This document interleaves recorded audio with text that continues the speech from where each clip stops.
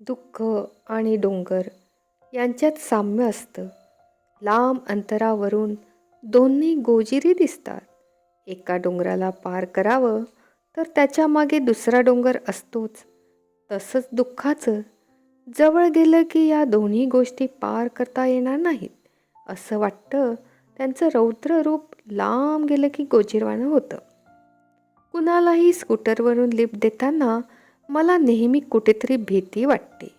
जर काही कमी जास्त घडलं तर त्या व्यक्तीचं आयुष्य आणि संसार दोन्ही उद्ध्वस्त होईल आणि याला आपण जबाबदार ठरू. मुंबईतली वाहनं आणि रहदारी साक्षात कौरव सेनेसारखी वाटते. पण त्यावेळी न्यायहंती न हंतये हा कृष्णाचा उपदेश काही आठवत नाही. आणि आठवला तरी वाटतं मला आठवून काय फायदा, हे लोकांना आठवायला हवं. मनात हे असे विचार येतात तरीही मी ओळखीच्या बिनओळखीच्या माणसांना लिफ्ट देत आलोय. कारण केव्हा केव्हा मनात असेही विचार येतात, माझ्या पत्रिकेत आज अपघात असेल आणि ह्या माणसाच्या पत्रिकेत तो नसेल तर माझं संरक्षण होईल. आपलं कुणी अनुकरण किंवा द्वेष करायला लागलं की समजावं आपला उत्कर्ष होतोय. माणसाला काही ना काही छंद हवा, स्वप्न हवीत, पुरी होणारी किंवा कायम अपुरी राहणारी. त्यातून तो स्वतःला हरवायला शिकतो, सापडायला शिकतो. हे हरवणं सापडणं प्रत्येकाचं निराळं असतं. पती पत्नीचं एकच एक मत असलं तर संसारात स्वर्ग निर्माण होतो. पती पत्नीच्या या हरवण्या सापडण्याच्या जागा एकच निघाल्या तर ते सुखदुःखाने समान वाटेकरी होतील. दोघांच्या अशा जागा किंवा स्वप्न वेगवेगळी असतील तर प्रकृती धर्मानुसार ते स्वाभाविक आहे. पण तो एकमेकांच्या टिंगलीचा विषय होऊ नये इतपत भान संसारात ज्यांना टिकवता येईल त्यांना संसार सुखाचं मर्म सापडलं. ज्यांना हे असं हरवता येत नाही ते रिकाम्या वेळेचे बळी होतात. रिकामा वेळ सैतानाचाच. ज्या गृहस्थाने मला पहिल्यांदा मैत्रीच्या नावाखाली पहिला चहा पाजला तिथे माझं पाऊल घसरलं होतं. कारण त्या चहाने घात केला. त्याचा पहिला फुकट स्पेशल चहा म्हणजे बोरातली अळी होती. त्याचाच पुढे त क्ष क झाला. 10-12 वेळा चहा झाल्यावर मग एका आलिशान हॉटेलात भलं मोठं जेवण झालं. त्या पाठोपाठ भेटी दाखल लहान लहान वस्तू आल्या. ऑफिसर लोक नुसते सहीचे मालक. खरी कामं तुमच्यासारखी हातावर पोट असलेली माणसंच करतात.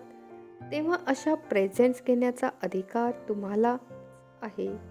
अशा स्तुतीची फीत त्या वस्तूंना बांधण्यात येत असे. आतल्या वस्तूपेक्षा आम्ही त्या फितीलाच फसत राहिलो. या पाठोपाठ घरातली माणसं, त्यांनी या प्रकारांना उघड पाठिंबा जरी दाखवला नाही तरी कडवा विरोधही दर्शविला नाही. एखादी गोष्ट न मागता कुणी स्वखुशीने दिली तर तिचा स्वीकार केला तर कसलं आलंय पाप, अशा तऱ्हेच्या शंका समाधानांना आम्ही बळी पडत गेलो. मग आमची कीर्ती पसरत राहिली. ज्याप्रमाणे एखाद्या ज्योतिषाची किंवा वैद्याची कीर्ती पसरावी त्याप्रमाणे. असल्या कारभारात आम्हाला विश्वस्ताची जागा मिळू लागली आणि मग मोठमोठ्या ऑफिसरकडून आमचा सेफ्टी वॉलसारखा उपयोग केला जाऊ लागला. बुडत्याचा पाय खोलात हा न्याय इथेही आहे. या प्रवाहात तुम्ही पाणी अडवू लागलात की तुम्हाला जगणं अशक्य होईल. अशा गावी बदली करतात. त्या बदलीच्या हुकमावर बढतीची सोनेरी फीत नव्हे तात बांधतात. मोठमोठ्या मंत्र्यांच्या शेकडो एकर जमिनी, आमदार खासदार विरोधी पक्षनेते यांची 5 स्टार हॉटेल्स, द्राक्षांच्या बागा आपोआप होतात काय? आमच्यासारखे कितीतरी पाट त्या जमिनी ओल्या ठेवतात. दारू पिणाऱ्यांनी शेवटपर्यंत दारूच प्यायची, जुगाऱ्याने जुगारीच राहायचं. तसंच लाच खाणाऱ्यांचं. म्हणूनच म्हणालो, हे पाप त्या पहिल्या चहाचं जो लहान मोह टाळू शकतो तोच मोठ्या मोहाकडे पाठ फिरवू शकतो.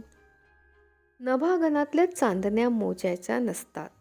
आपल्यावर त्यांचं छत आहे या आनंदात विहार करायचा असतो. आनंद, समाधान, तृप्ती, कृतज्ञ भाव, स्नेह या भावनांना तराजू असते तर एव्हाना हे सगळे काळ्या बाजारात गेले असते. त्यांचं स्मगलिंग झालं असतं. इतकंच कशाला, त्यांच्यावर इन्कम टॅक्सही बसला असता. मग एकही माणूस साधं हसलाही नसता. आनंदाच्या उकळ्या दाबून दाबून माणसं फुटली असती. तेव्हा नक्षत्राचं देणं कधीच चुकवता येत नाही. ह्यातच त्यांची उंची, तिथं हात पोचू नयेत. कारण आम्ही माणसांनी जिथे जिथे आमचे हात पोचले तिथे तिथे स्वतःचे शिक्के उमटवले. त्यापेक्षा अशाच काही अलौकिक चांदण्या, तेजस्वी तारे अवतीभवती वावरतात. तिथं माथा झुकवावा. पण आम्हाला सितारे ओळखायला येतात, तारे येत नाहीत. हे दोन्ही ओळखणं खरं तर सोपं आहे.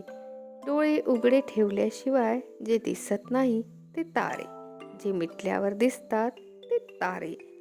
दुबळ्या माणसाला सदिच्छा व्यक्त करण्याचा अधिकारच नसतो.